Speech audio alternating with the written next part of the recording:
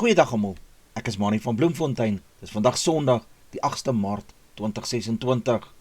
Ons doen die nuus in kollig en ons hoofopskrif vir vandag sê taksies en belasting.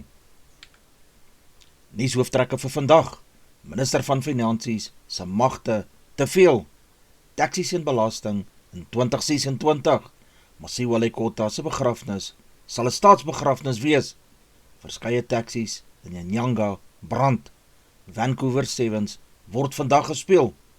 Boland wen die Cheetahs in 'n rugbystryd. Daar is 'n taxi-eienaar wat taksies besit.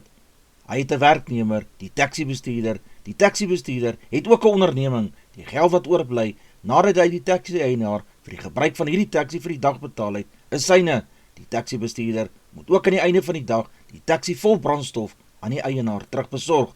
Die taxibestuurder kan sien hoeveel hy vir die dag gemaak het, hoeveel van sy tyd kan hy bereik het en wanneer die geld wat hy ingekry het regtig syne is. Hulle werk saam met die taxiverenigings en brandstof kleinhandelaars om 'n oplossing te probeer kry. Die eerste deel is om te kyk hoe 'n mens kan monitor hoeveel geld die taxibestuurders invorder en wanneer hulle geld vir hulle self begin maak. Na mate tegnologie ontwikkel en die gebruik van PayShap, 'n vorm van onmiddellike betaling toeneem, kyk FNB hoe hy enkelhandelsoplossings kan uitwerk. Die departement van vervoer het in Oktober verlede jaar bekend gemaak uit planne vir 'n enkele tap-and-go stelsel wat op treine, busse en minibusse gebruik kan word. Volgens Baba Krisi, minister van vervoer, sal die rekeningsgegronde stelsel reis vergemaklik en hulle help om inkomste, deursigtigheid en doeltreffendheid te kan bestuur. Die private sektor het 'n belangrike rol om te speel om dit te verwesenlik, het sy gesê. Die Suid-Afrikaanse Nasionale Taxi-raad, SANTACO, het beweringe dat die bedryf nie belasting betaal nie as misleidend en oppervlakkig bestempel. SANTACO het egter hervormingsversoek aangesien die huidige belastingraamwerk nie ten volle voorsiening maak vir die informele aard van hierdie bedryf nie.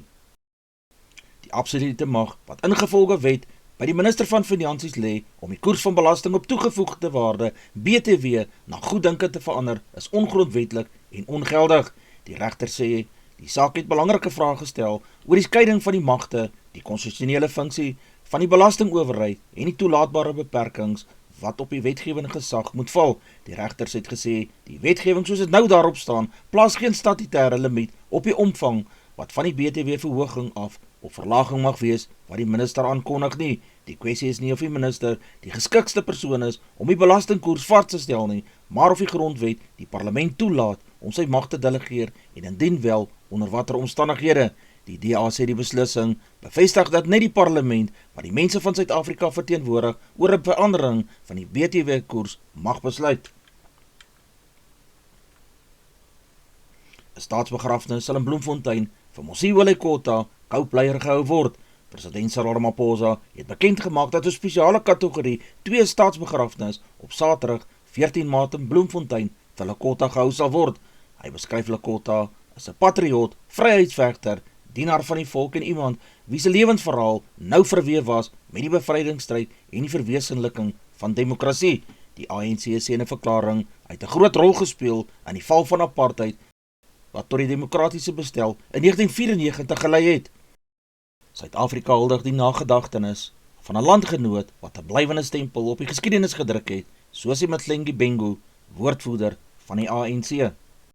Te midde van spanning in die bedryf is 9 minibus taksies by 'n staanplek in Nyanga aan die brand gesteek. Volgens 'n polisiewoordvoerder doen hulle ondersoek na die voorval omstreeks 01:30 in Terminusweg.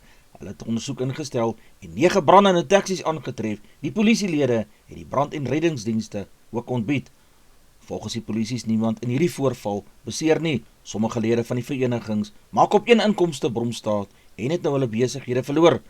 Die veiligheid en mobiliteit van die pendelaars oor die provinsie heen moet altyd 'n prioriteit bly, veral in die taxibedryf wat die vinnigste, toeganklikste en bekostigbaarste vorm van vervoer is.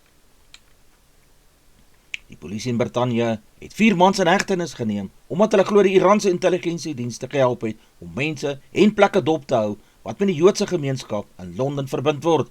Die inhegtenisnemings is deel van 'n ondersoek wat al lank aan die gang is en alles dui daarop dat die beweerde aktiwiteite plaasgevind het voor die VSA en Israel se bombardering van Iran. 3 Iraniërs is aangekla van oortredings van die Wet op Nasionale Veiligheid wat verband hou met bystand aan die buitelandse intelligensiedienste. Volgens die polisie is die mans tussen 22 en 55 jaar oud, terwyl Keir Starmer, Britse premier, donderdag oor die huidige konflik in die Midde-Ooste gepraat het hy gewaarsku, mense sal die gebruik van die land in twee verdeel. Die Cavaliers het 'n derde agtereenvolgende oorwinning oor die Vrystaters behaal, deur hulle met 34 teenoor 24 aan Bloemfontein te wen, nadat hulle rustyd met 24 teenoor 7 voorgeloop het. Die Cheetahs het kort voor rustyd hulle eerste punte aangeteken. Die tuiskare was aan die begin stil, toe die Boland binne 'n kwartier 2 keer deurgehardloop het. Die Cheetahs het toe, al om alles te kroon, hulle slot Kaalwegter verloor. Sy 100ste wedstryd het maar net 20 minute vir die span geduur. Louis van der Westhuizen, die Vrystater se kaptein, en die haker het met die hervatting van die tweede helfte na rolmaalbeweging oor die doellyn deurgewars en 'n 3 gedruk. Die senter Zander Du Plessis was sterk op sy bene toe hy oorgeval het en het 24-31 gemaak het. Ander uitslae was, die Pumas het 28 aangeteken teen die SWD Arendes se 26, die Valke het 29 opgestapel teen die Opie Olifante se 23 punte. Die junior bokke beskik vanjaar oor ongelooflike diepte en juist daarom sy Norton. Dis niemand se plek in die span 'n gegewe nie. Dit maak ons oefensessies uiters mededingend. Ons weet sommige ouens gaan dit nie maak nie, maar weens die diepte kan jy eenvoudig nie op jou lauwere rus gedurende die oefensessies, het hy gesê. Wanneer een ou beseer word of dalk 'n blaaskans gegee word, kan die volgende ou eenvoudig inkom en niks word prysgegee nie. Daarom is dit belangrik om op groter groepe staat te maak. Dis wat ons hier ook probeer doen, het hy gesê. Anders as verlede jaar, se groep waar die spelers hulle voete moes vind het met 'n nuwe afrigtingspan, heers daar reeds 'n broederskap in die huidige groep. Die middelpunt van dit alles is die verhouding tussen Norton en die span se hoofafrigter, Kevin Voete. Robinson Thompson was in sy tweede ronde in 'n klas van sy eie, toe die Houghtonbaan in 62 houe wel verower het. Sy ronde het 7 voetjies en 'n arend op die syfer 4 die in die derde pypjie opgelewer. Hy het met 3 houe voorgeloop op hierdie dag se spel in die middag vroeg weens donderweer en reën tot 'n einde gekom het. Robinson Thompson sê sy oog is in op hierdie setperke. As jy 'n goeie ronde wil speel, moet jy soos altyd goed kan set, het hy gesê. Die Amerikaner Sean Crocker is na sy rondes van 66 en 65 3 houe agter Robinson Thompson. Die Sweed Hugo Townsend is op 67 en die Brit Nathan Kimsey is 'n verder hou terug. Maar Kimsey was op die vierde pypjie toe die sirene geloei het. Casey Javas, Suid-Afrika se ope kampioen, het sy telling op 67 op die eerste dag met nog 'n 67 opgevolg en is op 'n toernooitelling van 134 op -6 houe agter Robinson Thompson. Jaden Shaper was op 7 houe onder baansuiwer vir die toernooi op die 8ste pypjie, toe moes hy koers terugkies na die klaphuis toe weens reën. Engeland se vroue cricketspan gaan weens die geopolitiese onstuimigheid in die Midde-Ooste van volgende week af in Pretoria sluip ter voorbereiding van die T20 Wêreldbeker toernooi later vanjaar. Die Engelse vroue sou aanvanklik hulle oefenwedstryde in Abu Dhabi in die Verenigde Arabiese Emirate gespeel het, maar die politieke situasie het tot gevolg gehad dat Pretoria se nuwe bestemming besluit is, so lei hulle verklaring.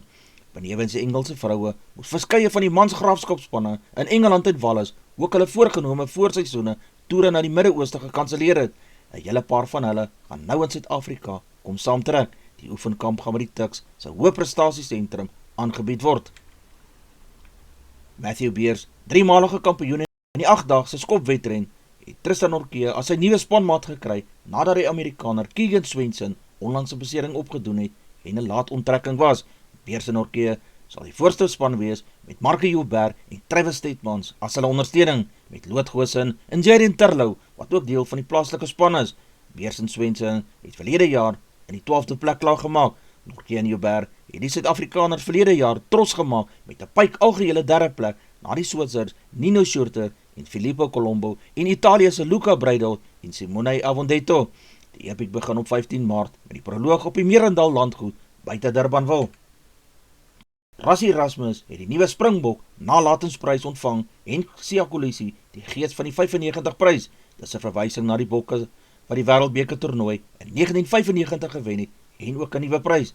Erasmus, wat as afrigter van die jaar gekroon is, wys daarop dat daar baie ander verskeie verdienstelike breiers was. Ander benoemdes vir die prys was Swys de Bruin, afrigter van die Bok vrouespan, Kevin Voete, afrigter van die Junior Springbokke en Philip Snyman, afrigter van die Blitsbokke. Nieu-Seeland se Rugby Unie het Dave Rennie van dese week as die All Black afrigter aangestel. Die Bokke en die All Blacks pak mekaar vanjaar in 'n reeks van 4 toetse. Siya Kolisi het na die prysuitdeling vir Erasmus die grootste lof toegeswaai.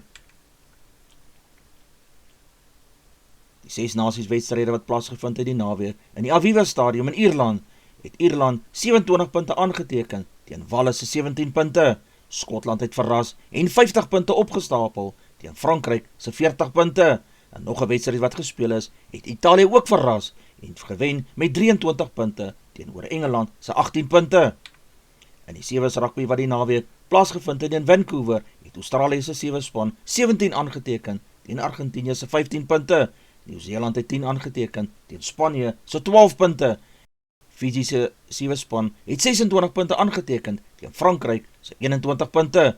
Suid-Afrika se 7 span het 21 punte gekry en Groot-Brittanje se span het 5 punte aangeteken. Advertensie van Netwerk 24, teken in en kry verskeie tydskrifte en koerante. Advertensie van Bloemkeel vir jou. Jy kan vir Dian of Susan by 082-390-339 kontak. Hulle sê jou voertuigregistrasie namens jou behartig. Ons weerberg vir die streek lyk so: Messina 1721, Polokwane 13-17, Lephalale 16-22, Mbombela 14-17, Mahikeng 15-26, Pretoria 15-20, Johannesburg 11-17, Ermelo 18-11, Kalahari 18-32, Gaborone 17-26, Richards Bay 17-24, Pietermaritzburg 12-15, Durban 13-20, Port St. John's 13-22, Pongola 15-23, Maputo 17-20, Bethlehem 9-18, Bloemfontein 12-26, Allewal Noord 9-25, Welkom 13-26, Vryburg 13-29, Kimberley 14-28, Appington 17-32, Prieska 14-30, Springbok 17-33, Karasburg 18-31, Keetmanshoop 20-32, Mariental 17-32, Alexanderbaai 14-39, Brandvlei 15-30, Loederitsbaai 19-40 in die middag, Vredendal 16-34, Kaapstad 14-28, Sutherland 6-24, George 11-24, Jeffreys Bay 14-23, Kaberra 13-23, Grafreinet 7-23, Kapogolas 15-23, De Aar 9-26, Molteno 6-19, Beaufort West 11-26, was Londen 11-23 in die middag. Die markte vir die dag lyk so: die rand verhandel teen R16.56 teenoor die Amerikaanse dollar, die Australiese dollar kos R11.64, die euro verhandel teen R19.24, die pond kos R22.21, 'n yen kos 10 sent, platinum per fyn ons is $2,141, palladium per fyn ons is $1,762, silwer per fyn ons is $84.33, goud per fyn ons is $5,158, Brent olie per vat is $92.69. Gedagte vir die dag: dis nie nodig om alles af te jag nie, wat vir jou bedoel is, sal wel op sy tyd opdag. Dis al vir vandag. Onthou om te like, deel met jou vriende en jou vriendinne, en onthou om te subscribe op my kanaal. 'n aangename dag en week word vir almal toegewens.